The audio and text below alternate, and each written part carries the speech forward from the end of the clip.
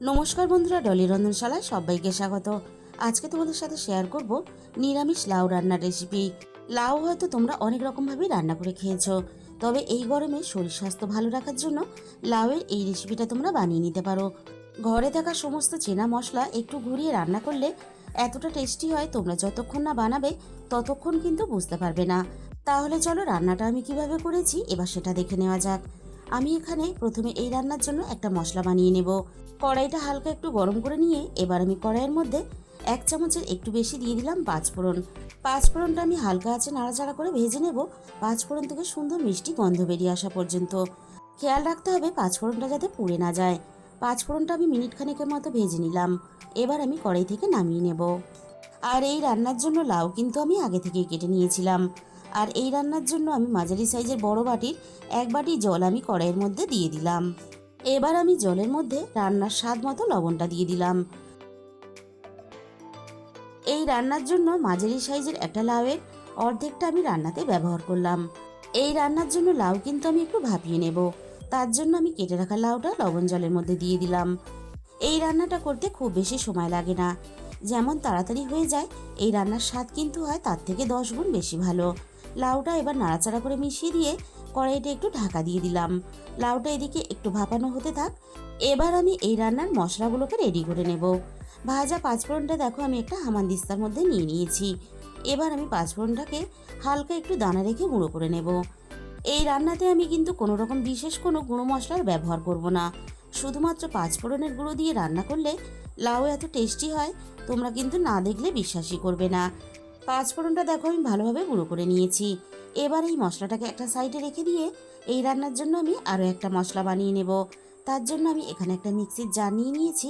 মিক্সির জারের মধ্যে আমি 1 চামচ দিয়ে দিলাম পোস্ত, আর সাথেই আমি দিয়ে দিলাম 1 চামচ কালো সর্ষে। সর্ষে পোস্তটা বাটার পরে যাতে তেতো না হয়ে যায়, তার জন্য আমি অল্প একটু লবণ দিয়ে দিলাম। আর সাথেই আমি ঝালের জন্য একটা কাঁচা লঙ্কা দিয়ে দিলাম। এবার আমি অল্প একটু জল দিয়ে দেব। জল দিয়ে আমি সবকিছু একসাথে ভালোভাবে একটা মিহি পেস্ট বানিয়ে নেব। আবারও আমি রান্নার দিকে চলে এসেছি। মিনিট 5 পর আমি কড়াই থেকে ঢাকাটাকে সরিয়ে নিলাম। এবার আমি দেখে নেব লাউ ভালোভাবে সিদ্ধ হয়েছে কিনা। লাউটা একটু নাড়াচাড়া করে নিলাম। লাউ দেখো বেশ ভালোভাবে প্রায় সিদ্ধ হয়ে এসেছে। এর থেকে আমি আর বেশি সিদ্ধ করব না। এবার আমি কড়াই থেকে নামিয়ে নেব। আবারও আমি কড়াইটা ধুয়ে ভালোভাবে পরিষ্কার করে গ্যাসের মধ্যে বসিয়ে দিয়েছি।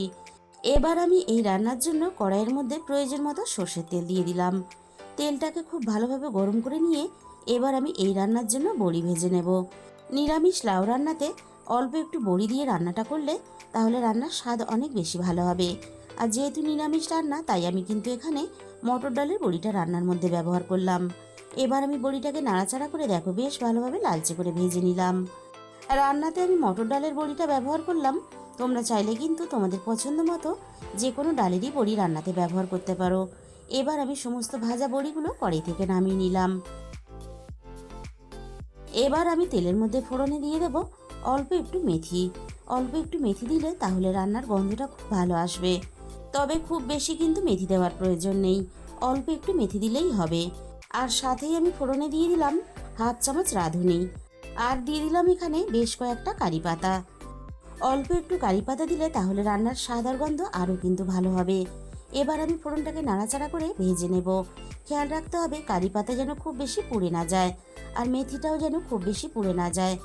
খুব বেশি যদি পুড়ে যায় তাহলে রান্নার স্বাদের মধ্যে কিন্তু একটা তিতকুটে ভাব চলে আসবে। এবার আমি সিদ্ধ করা লাউটাকে দিয়ে দিলাম। এবার আমি লাউটা সব কিছুর সাথে নাড়াচাড়া করে একটু ভালোভাবে মিশিয়ে দেব। আর এই 3টে ফোড়নে কিন্তু রান্নাতে ব্যবহার করার চেষ্টা করবে। তবে হাতের কাছে যদি একেবারেই কারি পাতা না থাকে তাহলে কিন্তু দেওয়ার দরকার নেই, তাতে কিন্তু স্বাদের কোনো পরিবর্তন হবে না। এবার আমি ভেজে রাখা বড়িগুলোকে দিয়ে দিলাম। আর একই সাথে আমি বেটে রাখা সর্ষে পোস্তটা দিয়ে দেব। আর এই রান্নাতে আমি কিন্তু কোনো রকম হলুদ গুঁড়োর ব্যবহার করব না, তাহলে রান্নার কালারটা কিন্তু চেঞ্জ হয়ে যাবে। এবার আমি এখানে দিয়ে দিলাম 1 চামচ আদা বাটা।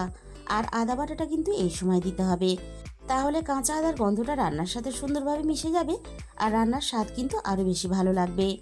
আর আগে থেকে আমি 10 টাকা প্যাকেটের একটা গুঁড়ো দুধ ছোট বাটির হাফ বাটির একটু বেশি জল দিয়ে গুলিয়ে রেখে দিয়েছিলাম। এবার আমি দুধটাকে দিয়ে দিলাম। আর এই মশলাগুলো কোনোটাই কিন্তু আমি কষাবো না, শুধুমাত্র একটু নাড়াচাড়া করে ভালোভাবে মিশিয়ে দেব। সব কিছু আমি একসাথে ভালোভাবে মিশিয়ে দিয়েছি। এবার আমি রান্নার মধ্যে স্বাদ মতো অল্প একটু চিনি দিয়ে দিলাম। আর চিনিটা কিন্তু অবশ্যই ব্যবহার করবে, যেহেতু নিরামিষ লাউ রান্না তাই কিন্তু চিনিটা ব্যবহার করতে হবে। সব কিছু একসাথে নাড়াচাড়া করে বেশ ভালোভাবে মিশিয়ে দিলাম। আর রান্নাটা বেশ ভালোভাবে ফুটে উঠেছে। এবার আমি রান্নার মধ্যে আরও 4টে ঝালের জন্য চেরা কাঁচা লঙ্কা দিয়ে দিলাম। এবার আমি কড়াইটা ঢাকা দিয়ে ভালোভাবে রান্নাটা করে নেব। আর এই সময় কিন্তু গ্যাসের ফ্লেমটা মিডিয়াম টু হাইতে রাখতে হবে, কারণ খুব বেশি সময় নিয়ে লাউ কিন্তু রান্না করা যাবে না। খুব বেশি সময় নিয়ে লাউ রান্না করলে লাউয়ের মধ্যে কিন্তু একটা টক ভাব চলে আসবে। মিনিট 7-8 মতো আমি রান্নাটা করে নিয়েছি। আর লাউ কিন্তু খুব ভালোভাবে সিদ্ধ হয়ে গেছে। আর সাথে বড়িগুলোও বেশ ভালোভাবে সিদ্ধ হয়ে গেছে। এবার আমি ভেজে রাখা 5 ফোড়নের গুঁড়োটাকে দিয়ে দিলাম। বন্ধুরা, লাউ যদি এইভাবে রান্না করো তাহলে গরম গরম ভাতের সাথে আর কিন্তু কিছুই লাগবে না। পুরো ভাতটাই কিন্তু এই লাউ দিয়েই খাওয়া হয়ে যাবে।